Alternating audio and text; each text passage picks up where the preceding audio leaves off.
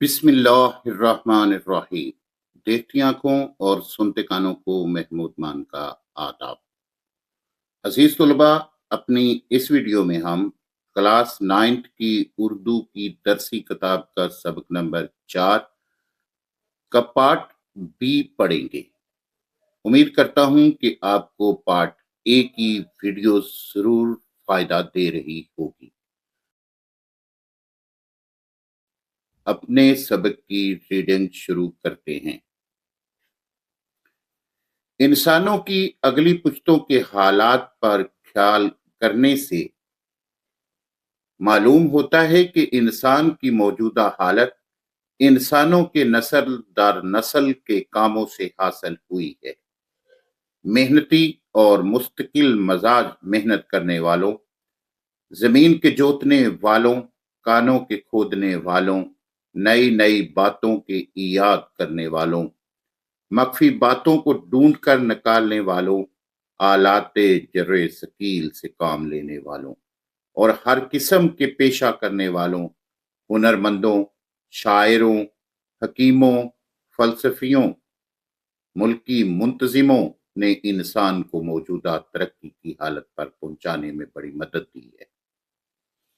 ایک نسل نے دوسری نسل کی محنت پر عمارت بنائی ہے اور اس کو ایک اعلیٰ درجے پر پہنچایا ہے۔ ان عمدہ کاریگروں سے جو تہذیب و شائستگی کی عمارت کے معیار ہیں، لگاتار ایک دوسرے کے بعد ہونے سے محنت اور علم و ہنر میں جو ایک بے ترتیبی کی حالت میں تھی، ایک ترتیب پیدا ہوئی ہے۔ رفتہ رفتہ نیچر کی گردش نے موجودہ نسل کو اس زرخیز اور بے بہا جائیداد کا وارث کیا ہے جو ہمارے پرکھوں کی ہوشیاری اور محنت سے مہیا ہوئی تھی، اور وہ جائیداد ہم کو اس لیے نہیں دی گئی ہے کہ ہم صرف مثل مارے سرگنچ اس کی حفاظت ہی کیا کریں، بلکہ ہم کو اس لیے دی گئی ہے کہ اس کو ترقی دیں اور ترقی یافتہ حالت میں آئندہ نسلوں کے لیے چھوڑ جائیں۔ مگر افسوس، صد ہزار افسوس کہ ہماری قوم نے ان پرکھوں کی چھوڑی ہوئی جائیداد کو بھی گرا دیا۔ ایک نہایت عاجز و مسکین غریب آدمی جو اپنے ساتھیوں کو محنت اور پرہیزگاری اور بے لگاؤ ایمانداری کی نظیر دکھاتا ہے، اس شخص کا اس کے زمانے میں اور آئندہ زمانے میں اس کے ملک، اس کی قوم کی بلائی پر بہت بڑا اثر پیدا ہوتا ہے، کیونکہ اس کی زندگی کا طریقہ اور چال چلن کو معلوم نہیں ہوتا، مگر اور شخصوں کی زندگی میں خفیہ پھیل جاتا ہے اور آئندہ کی نسل کے لیے ایک عمدہ نظیر بن جاتا ہے۔ ہر روز کے تجربے سے یہ بات معلوم ہوتی ہے کہ شخصی چال چلن ہی میں یہ قوت ہے کہ دوسرے کی زندگی اور برتاؤ اور چال چلن پر نہایت قوی اثر پیدا کرتا ہے، اور حقیقت یہی ایک نہایت عمدہ عملی تعلیم ہے۔ پچھلا علم وہ علم ہے جو انسان کو انسان بناتا ہے۔ اس پچھلے علم سے عمل، چال چلن، تعلیم نفسی، نفس کشی، شخصی خوبی اور قومی مضبوطی، قومی عزت حاصل ہوتی ہے۔ یہی پچھلا علم وہ علم ہے جو انسان کو اپنے فرائض ادا کرنے اور دوسروں کے حقوق محفوظ کرنے اور زندگی کے کاروبار کرنے اور اپنی عاقبت کے سنورنے کے لائق بنا دیتا ہے، اور اپنی عاقبت کے سنوارنے کے لائق بنا دیتا ہے۔ اس تعلیم کو آدمی صرف کتابوں سے نہیں سیکھ سکتا، اور نہ یہ تعلیم کسی اور درجے کی علمی تحصیل سے ہوتی ہے، اور مشاہدہ آدمی کی زندگی کو درست اور اس کے علم کو باعمل یعنی اس کے برتاؤ میں کر دیتا ہے۔ علم کے بنسبت عمل اور سوانح عمری کی بنسبت عمدہ چال چلن آدمی کو زیادہ تر معزز اور قابل ادب بناتا ہے۔ عزیز طلباء، اس طرح سے سبق نمبر 4 کے پارٹ بی میں جو صفحہ رہ گیا تھا اس کی تدریس مکمل ہوئی۔ اب ہم مشکل الفاظ کے معنی اور ان کے تلفظ کو دوبارہ سے دہرا لیتے ہیں تاکہ اس میں زیادہ بہتر پختگی آ سکے۔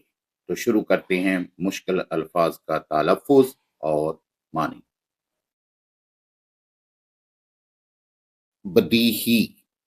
بدیہی کے معنی ہیں صاف، واضح، روشن۔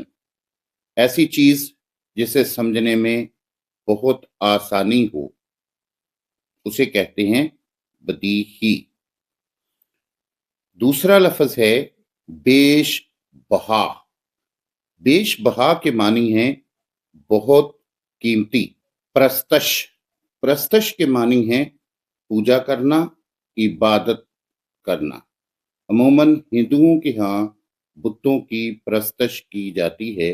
یہ لفظ بتوں کی پوجا کے لیے استعمال ہوتا ہے۔ پنسال۔